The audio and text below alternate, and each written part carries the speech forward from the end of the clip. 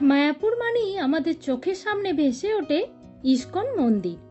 কিন্তু এই ইস্কন মন্দির ছাড়াও মায়াপুরে আরও অনেক দর্শনীয় স্থান রয়েছে, যেমন নিমাই তথা শ্রী চৈতন্যর জন্মস্থান যোগপীঠ, চৈতন্য মঠ, শিবা সঙ্গন, চাঁদকাজির সমাধি, বল্লাল সেনের ঢিবি ও জগন্নাথ টেম্পল।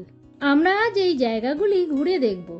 মায়াপুরে আপনারা যদি ট্রেনে আসেন, হাওড়া থেকে কাটোয়া লোকালে চেপে বিষ্ণুপ্রিয়া হল্ট অথবা নবদ্বীপধাম স্টেশনে নামতে হবে। বাস বা নিজেদের গাড়িতেও আপনারা মায়াপুর আসতে পারেন। কিভাবে মায়াপুর আসবেন আমাদের আগের ভিডিওতে ডিটেলসে বলা আছে, আমি সেই ভিডিওর লিঙ্ক ডেসক্রিপশানে দিয়ে দেব। এখানে আপনারা নিজেদের গাড়িতে বা টোটো করেও ঘুরতে পারেন। টোটোতে ভাড়া লাগে 300-400 টাকা মতো। আমরা চলে এলাম মহাপ্রভুর জন্মস্থান যোগপীঠে। এই নিম গাছের একটা বিশেষত্ব আছে। এই নিম গাছের তলায় প্রভু জন্মগ্রহণ করেছিলেন, সেই থেকেই উনার নাম রাখা হয় নিমাই। ছোট নিমাইয়ের চরণ চিহ্ন এখানে রাখা রয়েছে। নিম গাছের ঠিক পাশেই রয়েছে একটা ছোট্ট ঘর, যে ঘরে রাখা রয়েছে নিমাইয়ের পিতা জগন্নাথ মিশ্র ও মাতা শচী দেবীর বিগ্রহ। মাতার কোলে শায়িত রয়েছে ছোট্ট নিমাই। এছাড়াও এই যোগপীঠে রয়েছে লক্ষ্মী নৃসিংহদেব ও গৌর গদাধরের মন্দির।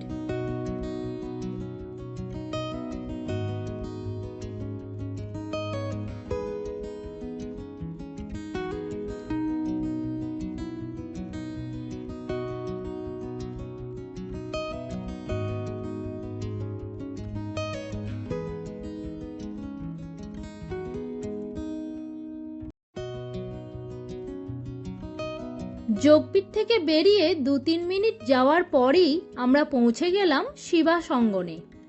আমরা বাইরে গাড়ি পার্ক করে ভিতরে প্রবেশ করলাম। আসুন শুনে নেওয়া যাক এই মন্দির সম্বন্ধে কিছু তথ্য এখানকারই এক বিশিষ্ট পুরোহিতের কাছ থেকে। কৃষ্ণ চৈতন্য প্রভু নিত্যানন্দ শ্রী অদ্বৈতং গদাধর শিবাসাদি গৌর ভক্তবৃন্দ। এই যে হরিনাম করার আগে এই যে পঞ্চতত্ত্ব নাম করা হয়। এই শিবা ঠাকুর হচ্ছে পূর্বজন্মের নারদ মুনি ছিলেন, কলিকালের শিবাস্পন্দ। যেমন দাপর যুগে ছিলেন, সত্য যুগে ছিলেন, ত্রেতা যুগে ছিলেন, তিনি নারদ মুনি। কলিকাল যখন আসে তখন সেই ভগবানও যেমন নাম রূপ পাল্টিয়ে আসে, সেরকম নারদ মুনিও এখানে শিবাস পণ্ডিত নাম নিয়ে এখানে এসে বসবাস করলেন। যেমন সেই ভগবান, সেই জগন্নাথ, সেই কৃষ্ণ, সেই নারায়ণ শ্রীকৃষ্ণ চৈতন্য মহাপ্রভু হয়ে নবদ্বীপে এসছেন।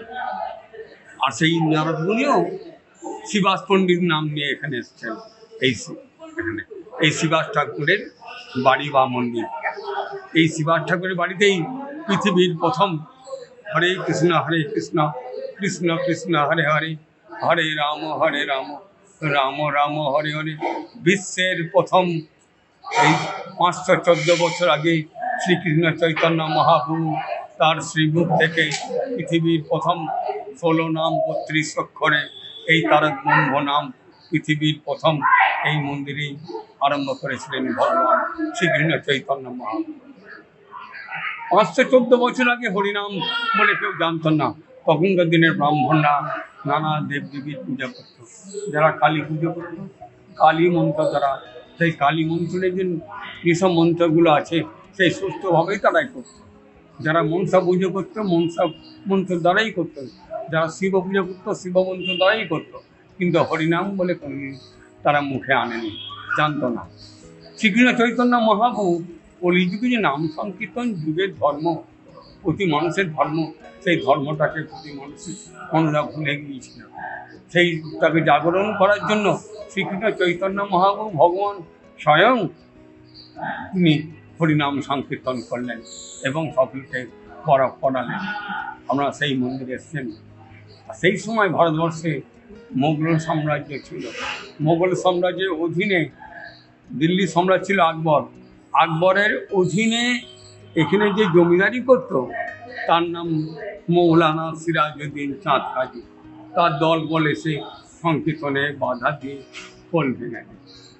আমরা সেই আপনারা সেই ফুল ভাঙা মন্দিরে এসছেন, যে ফুলে নিত্যানন্দ মহাপ্রভুর হাতে স্পর্শ আছে, যে ফুলে ভক্তবৃন্দের হাতে স্পর্শ আছে, যে ফুল পৃথিবীর প্রথম হরিনাম সংকীর্তনের বাধা বক্তব্য। আমরা সেই মন্দিরে, অত্যন্ত গুরুত্বপূর্ণ মন্দিরে এসে, যেখানে পৃথিবীর প্রথম হরিনাম আরম্ভ হয়। সারা জীবন ধরে মনে থেকে যাবে যে আমি এমন একটা মন্দিরে গিয়েছিলাম যেখানে ভগবান শ্রীকৃষ্ণ চৈতন্য মহাপ্রভু স্বয়ং হরিনাম করেছিলেন। করুণামিত সংকীর্তনের আশ্বস্তি বলা হয়। সামনে যে গাছটা দেখা যাচ্ছে, এই গাছের নিচেই রয়েছে চাঁদকাজির সমাধিস্থল। এই চাঁদকাজিকে মহাপ্রভু নিজের হাতে সমাধি দিয়েছিলেন। একসময় এই চাঁদকাজি নাম সংকীর্তনে বাধা দিতেন।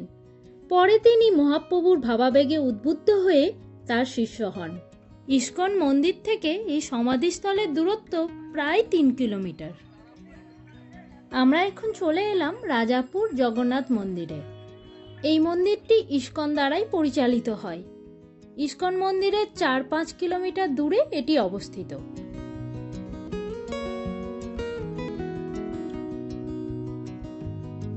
মন্দিরে প্রবেশের পরই বাঁদিকে রয়েছে একটি সংগ্রহশালা, যেখানে বিভিন্ন কাহিনী গল্পের আকারে খুব সুন্দরভাবে বর্ণিত রয়েছে।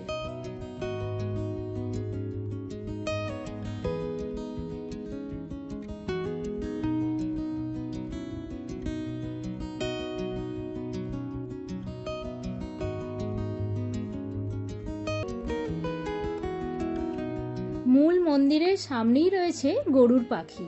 সাধারণত আমরা প্রত্যেক জগন্নাথ মন্দিরের সামনেই এই পাখি দেখে থাকি। মন্দিরের ভিতরে রয়েছেন প্রভু জগন্নাথ, বলরাম ও সুভদ্রা। এটা সীমান্ত দ্বীপ। হ্যাঁ, সীমান্তর দ্বীপ হয়েছে এখানে। চৈতন্য মহাপ্রভু এক অসুরের সাথে যুদ্ধ করছিল। আচ্ছা। তখন যুদ্ধ করতে করতে যখন সূর্য অস্ত হয়ে গেছে, ওই সময় মহাপ্রভু এক গোয়ার ভিতরে গিয়ে বিশ্রাম করছিল। সেই সময় ওই অসুর এসে দেখছে এখন শয়নে আছে, এখনই ওনাকে বধ করব। সেই সময় চৈতন্য মহাপ্রভুর শরীর থেকে এই কন্যা জন্ম হয়েছে। এই কন্যা জন্ম হয়ে ওই অসুরকে বধ করল। তখন চৈতন্য মহাপ্রভু চেতন হইল। চেতন হয়ে দেখে কন্যা দাঁড়িয়ে আছে হাত জোড় করে। তখন জিজ্ঞাসা করছে, মা তোমার নাম কি? বলছে, আমি তো নাম জানি না। কোথা থেকে এসছো? বলছে, আমি তো আপনার শরীর থেকেই তৈরি হয়েছি। তো এই অসুরকে বধ করছে কে? তো বলছে, আমি বধ করেছি। তখন বলছে, আমি নাম বলতে পারি না। তখন চৈতন্য মহাপ্রভু ওনার নাম দিয়েছে সীমান্তর দেবী, যে তোমার এই নামে একটা দ্বীপ তৈরি হবে। তাই যত ভক্তরা আসবে সীমান্তর দেবী নামে তোমাকে দর্শন করবে এবং পুজো করবে। তো সেই চৈতন্য মহাপ্রভুর এখানে লীলা আছে। আর এই হলো রাজাপুর জগন্নাথ মন্দির। যেই গহুর সেই কৃষ্ণ, সেই জগন্নাথ। আমরা এখন যে জায়গায় আছি সেই জায়গাটা সীমান্ত দ্বীপ নামেও খ্যাত। এখানকারই এক প্রভুর মুখে আমরা এর কাহিনী শুনলাম। এখানে লোকমুখে বিভিন্ন কাহিনী প্রচলিত রয়েছে। সামনের এই মন্দিরটি অনেকটা পোড়ামাটির আদলে তৈরি। এখানে মা দুর্গা সীমন্তিনী দেবী রূপে পূজিতা হন। অপূর্ব সুন্দর এই বিগ্রহটি। মায়াপুরের এই জগন্নাথ মন্দিরটি স্নানযাত্রার পর থেকে রথের দিন পর্যন্ত বন্ধ থাকে। এই পুকুরেই জগন্নাথ দেবের স্নানযাত্রা হয়। স্নানযাত্রা উপলক্ষে এই মন্দিরে দূর দূরান্ত থেকে বহু ভক্তের সমাবেশ ঘটে। এই স্নানযাত্রার পরেই জগন্নাথ দেবের ধুম জ্বর আসে। সেই জ্বরে কাবু হয়ে রথের দিন পর্যন্ত তিনি গৃহবন্দী হয়ে থাকেন। রথের দিন আবার প্রভু রাজবেশে ভক্তদের মাঝে অবতীর্ণ ও পূজিত হন। এরপর আমরা চলে এলাম বেলপুকুর গ্রামে। ইস্কন মন্দির থেকে এর দূরত্ব প্রায় 10-11 কিলোমিটার। এই গ্রামটি হল মহাপ্রভু শ্রী চৈতন্যের মামার বাড়ির গ্রাম। শ্রী চৈতন্য মহাপ্রভুর দাদু নীলাম্বর চক্রবর্তী মহাশয় আজ থেকে প্রায় 500-600 বছর পূর্বে এখানে মদন গোপাল জীবের আরাধনা করতেন। প্রতি বছর দোল উৎসবের সময় মায়াপুর থেকে যে পরিক্রমা শুরু হয় সেটি এই বেলপুকুরে এসে শেষ হয়। দুপুর 11টা-12টার পর থেকে মায়াপুরের এই সমস্ত মন্দিরগুলো সবই বন্ধ হয়ে যায়। আবার বেলা 3টের পর থেকে মন্দিরগুলো খোলা থাকে। আমরা এখন চলে এলাম মায়াপুরের শ্রী চৈতন্য মঠে। এটি শ্রী ভক্তি বিনোদ ঠাকুরের পুত্র আচার্য ভক্তি সিদ্ধান্ত সরস্বতী গোস্বামী প্রতিষ্ঠা করেন, যিনি ছিলেন ইস্কন মন্দিরের প্রতিষ্ঠাতা শিল প্রভুপাদের দীক্ষাগুরু।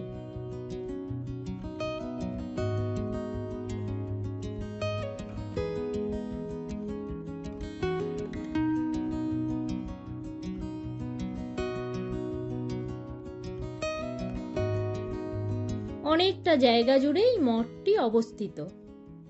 এখানে থাকা ও খাওয়ারও সুব্যবস্থা রয়েছে। আমরা এখানেই দুপুরে প্রসাদ গ্রহণ করেছিলাম।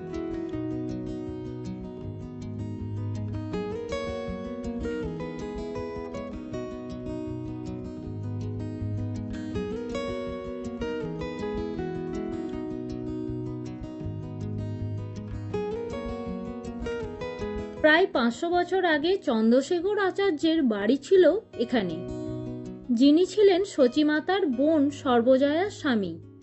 তাই এই মন্দিরটিকে নিমাইয়ের মাসির বাড়িও বলা হয়।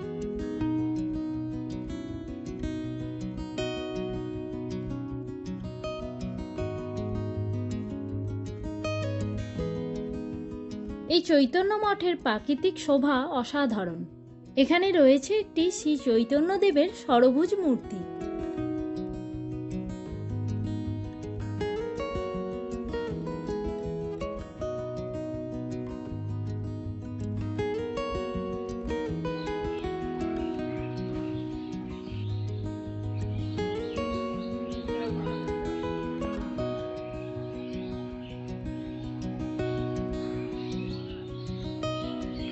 এটি হলো শ্যামকুণ্ড। এখানে দুটো পুকুর রয়েছে, শ্যামকুণ্ড ও রাধাকুণ্ড, যেখানে রয়েছে অজস্র বড় বড় মাছ। এই মাছেদের খাবার দেওয়ারও ব্যবস্থা রয়েছে। এই পুকুরের পাশেই বসে থাকে একজন বিস্কুট নিয়ে। আপনারা যদি তার কাছ থেকে বিস্কুট কিনে এই মাছগুলোকে দেন, এই মাছগুলো সঙ্গে সঙ্গে আপনাদের কাছে চলে আসে। তবে এই পুকুরে কিন্তু পা ধোয়া ও কুলকুচি করা নিষেধ।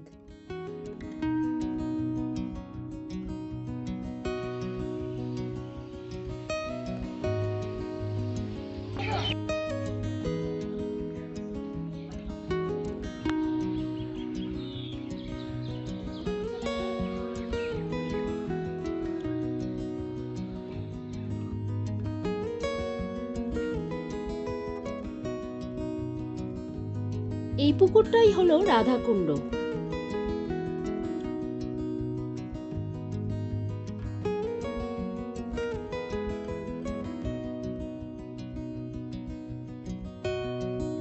এটি হলো গিরি গোবর্ধন। এখানে পরিক্রমা করলে নাকি ভক্তের মনস্কামনা পূর্ণ হয়। মায়াপুরের এই চৈতন্য মঠে আচার্যদের সমাধি মন্দির ছাড়াও রয়েছে গিরি গোবর্ধন, শ্যামকুণ্ড, রাধাকুণ্ড, নাম সংকীর্তন, ভজন কুঠির ও চৈতন্য লীলা প্রদর্শনী। তাই এই মঠকে বৃন্দাবনও বলা হয়।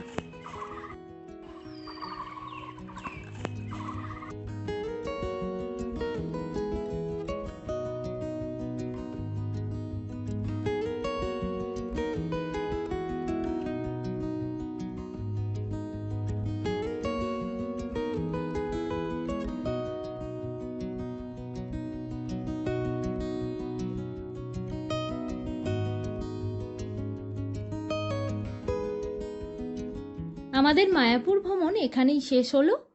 এরপর আমরা যাব নবদ্বীপে।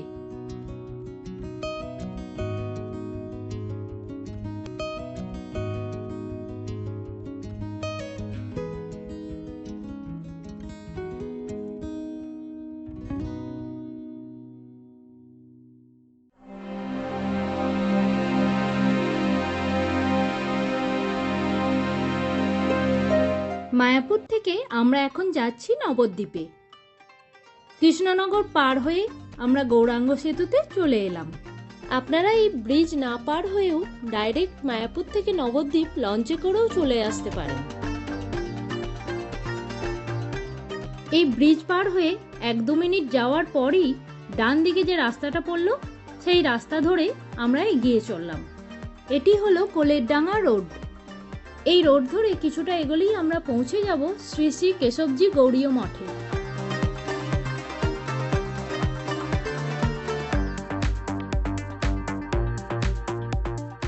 আমরা চলে এলাম কেশবজি গৌড়ীয় মঠে। দুপুরবেলা এই মঠটি 1টা থেকে 4টে পর্যন্ত বন্ধ থাকে, তাই আমরা ভিতরে আর যেতে পারলাম না। এখানে থাকা ও খাওয়ার সুব্যবস্থা রয়েছে। এখানকার ফোন নাম্বার আমি ডেসক্রিপশানে দিয়ে দেব। এরপর আমরা পোড়ামাতলা রোড ধরে চলে এলাম নরহরি ধামে। এই মন্দিরটি সারাদিনই খোলা থাকে। রাস্তার ডান দিকে রয়েছে আশ্রম, যেখানে থাকা ও খাওয়ার ব্যবস্থা রয়েছে, আর বাঁ দিকে রয়েছে মন্দিরটি। এখানে 10 টাকা করে এন্ট্রি ফি লাগে। গেট দিয়ে প্রবেশের পরই রয়েছে একটি গুহা। চারিদিকটা খুব সুন্দরভাবে গাছ দিয়ে সাজানো রয়েছে। রাধাকৃষ্ণ গৌরাঙ্গদেবের বিভিন্ন লীলা এখানে বর্ণনা করা রয়েছে। এখানে রথের মধ্যে রয়েছেন শ্রী জগন্নাথ দেব।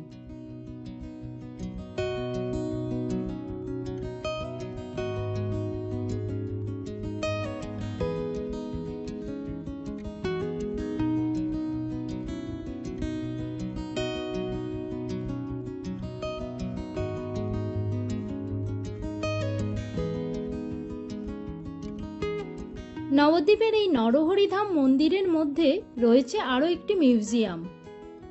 আমরা এখন সেখানেই রয়েছি।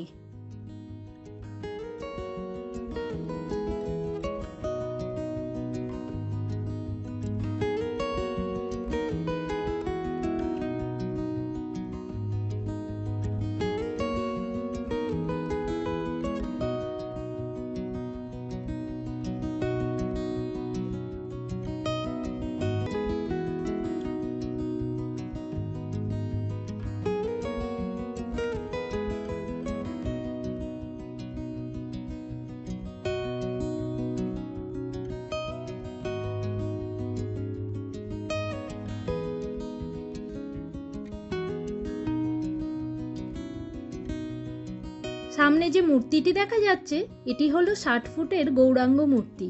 নবদ্বীপের এই গৌরাঙ্গ মূর্তিটি হলো অন্যতম আকর্ষণ।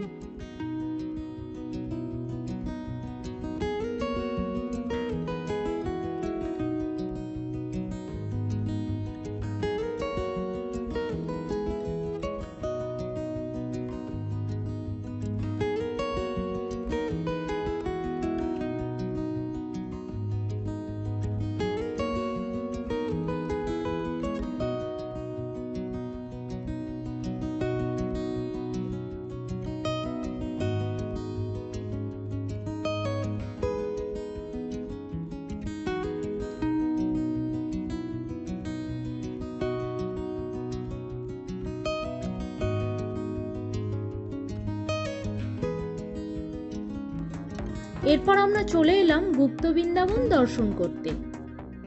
এই শ্রীকৃষ্ণ চৈতন্য মিশনটি নবদ্বীপের প্রাচীন মন্দিরগুলির মধ্যে অন্যতম। মন্দিরের মধ্যে রয়েছে রাধাকৃষ্ণের বিগ্রহ। এই মন্দিরের ডান দিকের টিকিট কাউন্টার থেকে পার হেড 10 টাকা করে টিকিট কেটে আমরা নিচে গুপ্ত বৃন্দাবন দর্শন করতে চললাম।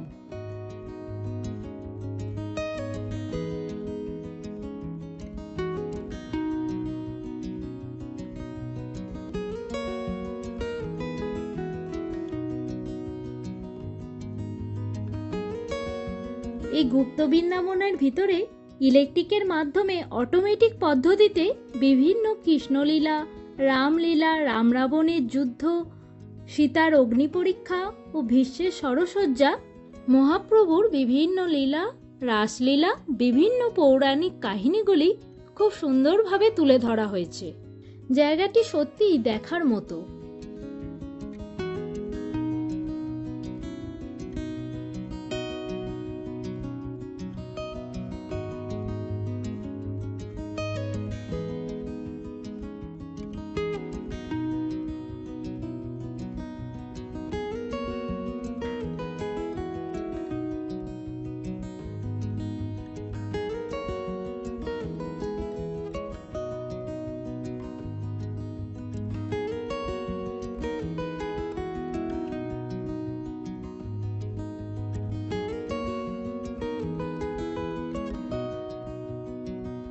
এই মন্দিরে সবসময় ভাগবত পাঠ ও নাম সংকীর্তন চলে।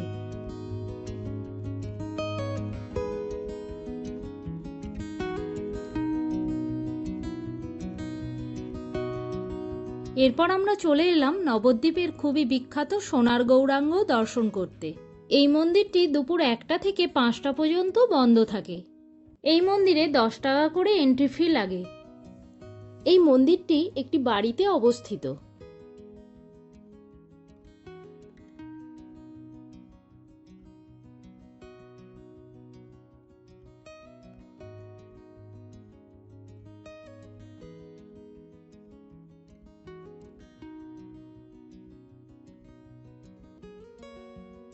আমরা এখন আছি সমাজবাড়ি আশ্রমে। অপূর্ব সুন্দর এই মন্দিরের কারুকার্য। ভিতরে রয়েছে অসংখ্য দেবদেবীর মূর্তি। এই আশ্রমেও থাকা ও খাওয়ার সুব্যবস্থা রয়েছে। আমি এখানকার ডিটেলস ডেসক্রিপশনে দিয়ে দেব।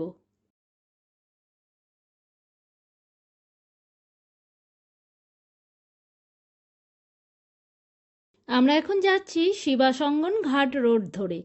এই রোডে পরপর অনেক কটি আশ্রম রয়েছে। সমাজবাড়ি আশ্রম দেখার পর আমরা পৌঁছে গেলাম জল মন্দিরে। এর ঠিক ডান দিকে রয়েছে শ্রী চৈতন্য সারস্বত মঠ।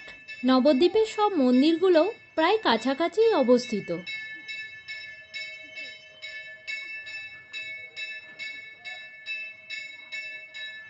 জল মন্দিরটি একদম জলের মাঝখানে অবস্থিত।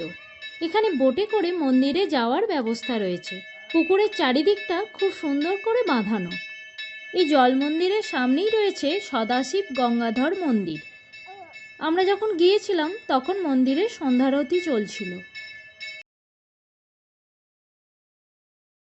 মন্দিরের মধ্যে রয়েছে একটা ছোট চিড়িয়াখানা। এখানে রয়েছে অসংখ্য হরিণ ও বিভিন্ন রকমের পাখি।